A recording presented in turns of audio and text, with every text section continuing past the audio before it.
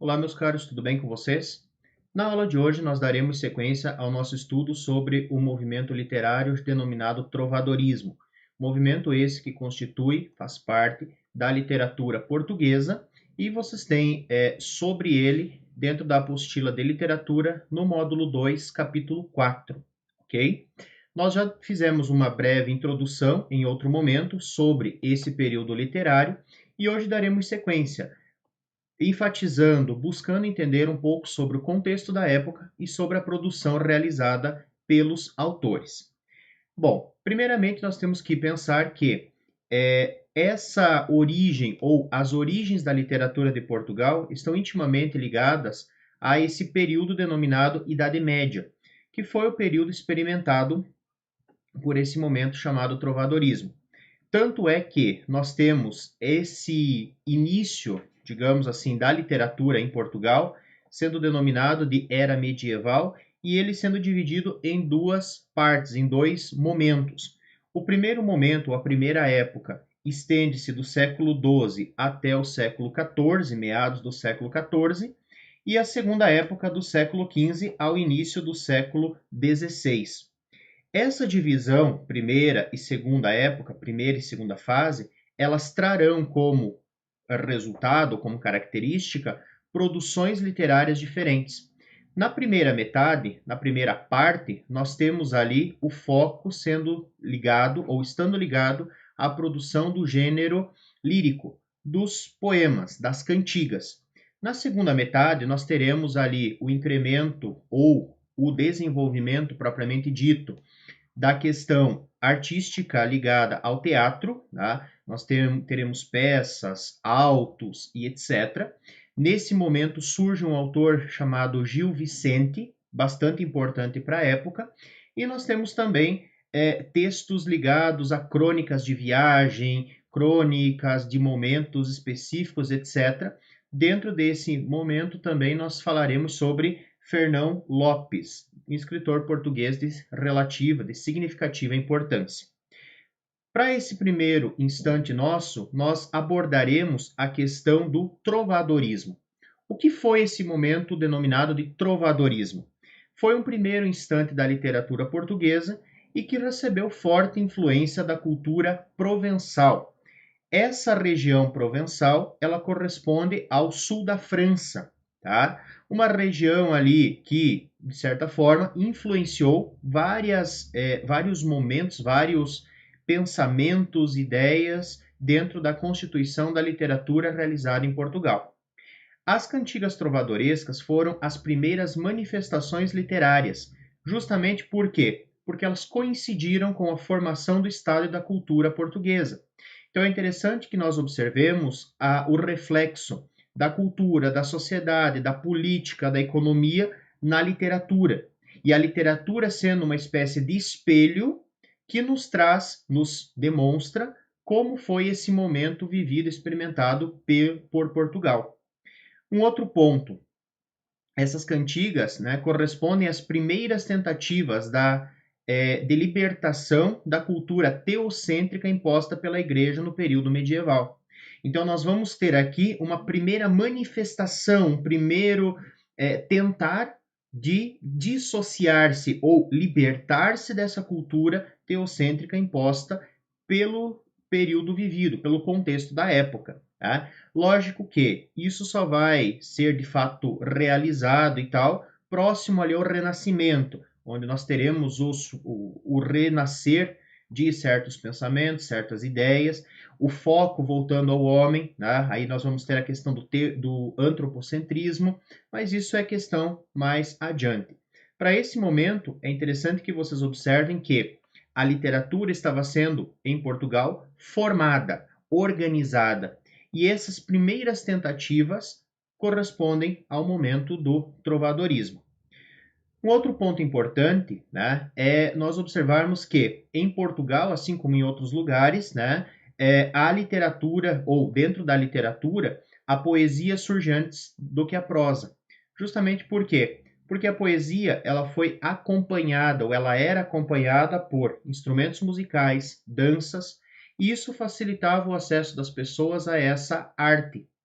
Diferentemente da prosa, onde você basicamente tem ali a necessidade da leitura, devido à questão da alfabetização da época, ao conhecimento da época, a formação do Estado da época, né? Lembrando ali que nós tínhamos a questão dos monarcas, etc., a cultura, muitas vezes, o conhecimento ficava restrito a pequenos grupos.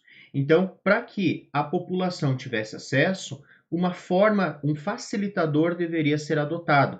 E esse facilitador foi aliar a poesia à música. E com isso surgem as cantigas. O trovadorismo estendeu-se, então, do século XII a meados do século XIV, tá? Embora nós tenhamos ali essa segunda fase, né, que aí inicia no século XV e vai adiante, tá? Nós falaremos depois, mas é importante nós observarmos que o marco inicial para o trovadorismo é considerado a Cantiga da Ribeirinha. Quem não lembra sobre essa cantiga, volta no vídeo anterior e observa lá. Lá nós falamos um pouco sobre a cantiga, sobre a provável data de publicação dela, né, de registro, não de publicação, desculpem, de registro, e ela é considerada o marco inicial desse movimento. A poesia, então, né, como já dito, surgiu ou ela foi utilizada como aliada à música, ao canto e à dança, nas representações, certo?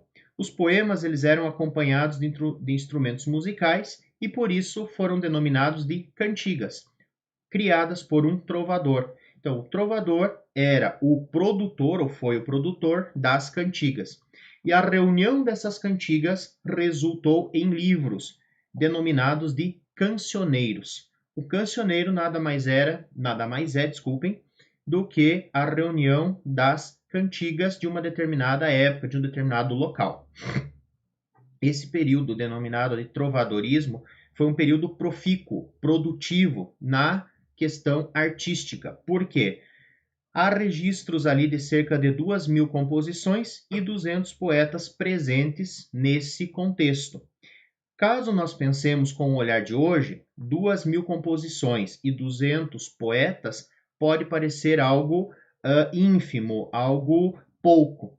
Porém, nós precisamos contextualizar, ou seja, nós precisamos nos reportar ao contexto da época e aí observar essa situação com esse olhar. Então, nós tínhamos ali um contexto de monarquia, pouca escolaridade, a arte ela não era bem vista, essa dissociação com o que a igreja pregava, com a questão do teocentrismo e etc., representava uma ruptura. Então, nós tínhamos ali, muitas vezes, a arte sendo vista com digamos, com um olhar negativo. E você atingir essa marca, atingir esses números, foi algo bastante significativo, ok? Dos principais cancioneiros que nós temos registro, nós temos ali o cancioneiro da Ajuda, o cancioneiro da Biblioteca Nacional e o cancioneiro da Vaticana. Cada um desses cancioneiros, eles correspondem a uma reunião de textos, tá? A uma reunião determinada de textos, de informações, e também datam de uma determinada época. O Cancioneiro da Ajuda, ele é o mais antigo e foi compilado, né, organizado, provavelmente no século XIII. Já o Cancioneiro da Vaticana, que pertence à Biblioteca do Vaticano, provavelmente foi compilado no século XV. E o Cancioneiro da Biblioteca Nacional foi compilado provavelmente no século XIV. Então vejam que nós temos a produção desses cancioneiros sendo bastante próxima. Lógico que, de novo, se nós formos pensar que você tem séculos separando cada um deles, parece bastante tempo. Porém, para o contexto da época, para o momento experimentado, então, é um tempo razoavelmente curto, ok? Bom, dentro desses cancioneiros, nós vamos ter ali as cantigas. E as cantigas, elas podem ser sistematizadas da seguinte forma. Vocês têm o quadro na tela. As cantigas, elas podem ser líricas ou satíricas. As cantigas líricas, elas são subdivididas em cantigas de amor e cantigas de amigo. Já as cantigas satíricas são divididas ou subdivididas em cantigas de escárnio e cantigas de maldizer. Vale a pena nós observarmos que, a depender da temática e do assunto e da maneira de abordagem desenvolvidos pelo trovador, a cantiga ela vai se encaixar em um desses grupos aqui, ok? Que são os 4 principais grupos, as 4 principais divisões desses textos. Iniciamos então o nosso estudo sobre as cantigas de amor. Eu sugiro que vocês deem uma olhada no material de vocês na página 12. Lá vocês têm uma introdução, inclusive um exemplo da cantiga de amor, tá? E aí, nas páginas seguintes, sobre a cantiga de amigo e as demais que nós trabalharemos. Bom, o que são essas cantigas de amor? São textos poéticos, poemas, portanto, em que o eu lírico, ou seja, aquela voz que fala, que expressa, que demonstra o sentimento, é o eu lírico masculino. Um ponto interessante de nós observarmos é a questão da referência à mulher. Ela era chamada de senhor. Isso por quê? Isso porque na língua, no galego-português, língua em que esses textos foram escritos, as palavras terminadas em or, elas não apresentam variação de gênero. Então, não existia, para a época, a variação senhora. Então, ao se ler senhor, é necessário ficar atento, é uma referência à mulher. Demonstra essa cantiga a relação amorosa que havia entre o casal. E essa relação amorosa, ela é uma relação denominada de vassalagem amorosa, ou seja, uma submissão, um tratamento respeitoso à amada, visto que na situação da época, no momento, no contexto, essa questão de respeito era bastante significativa.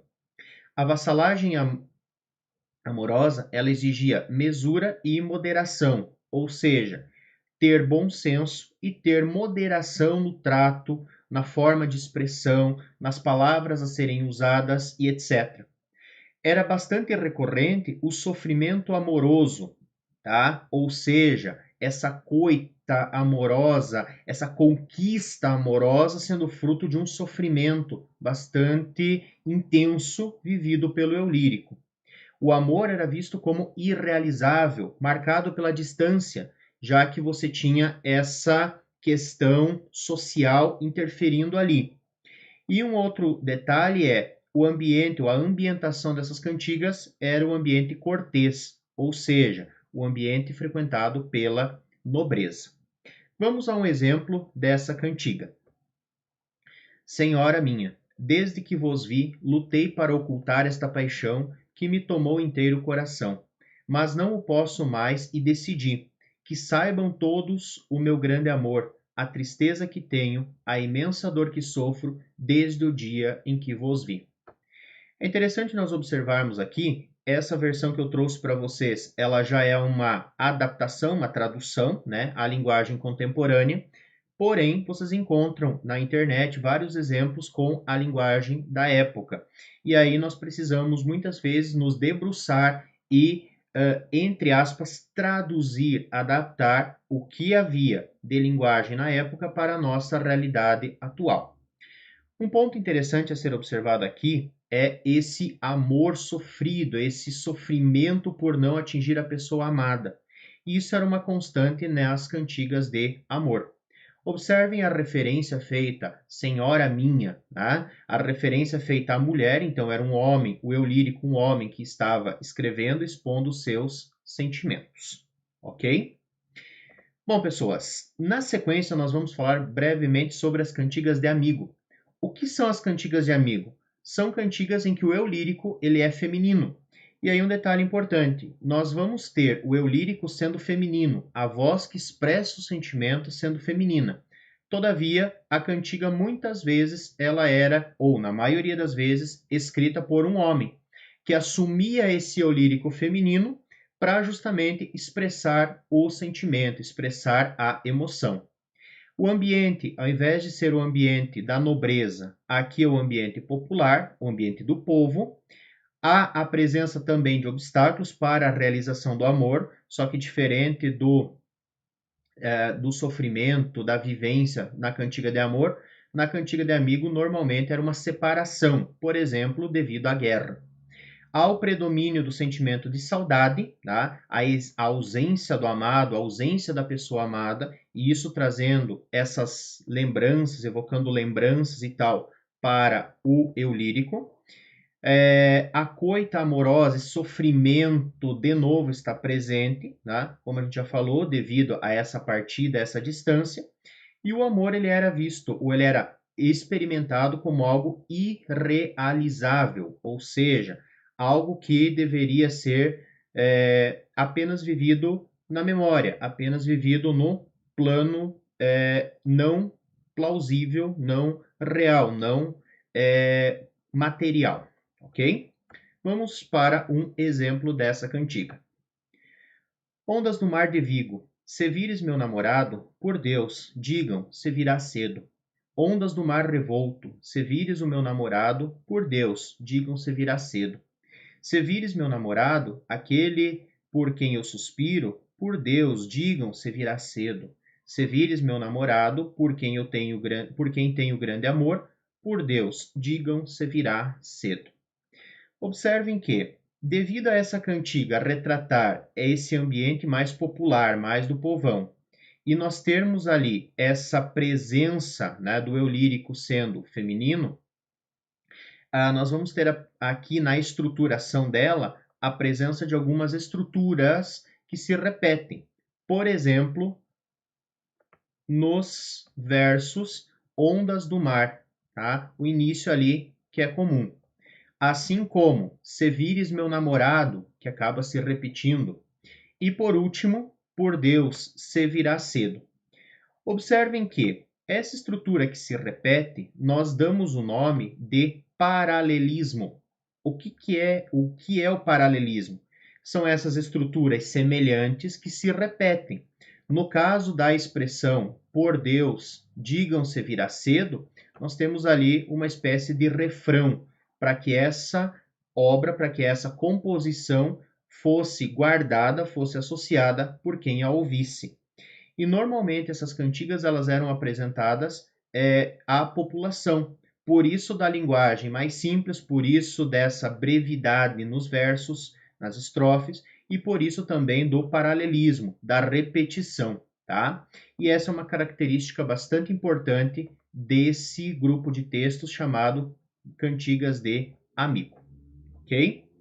Sintetizando então, nós temos ali para as cantigas de amor 3 características principais: a mulher sendo idealizada, o amor cortês e a ambientação aristocrática das cortes.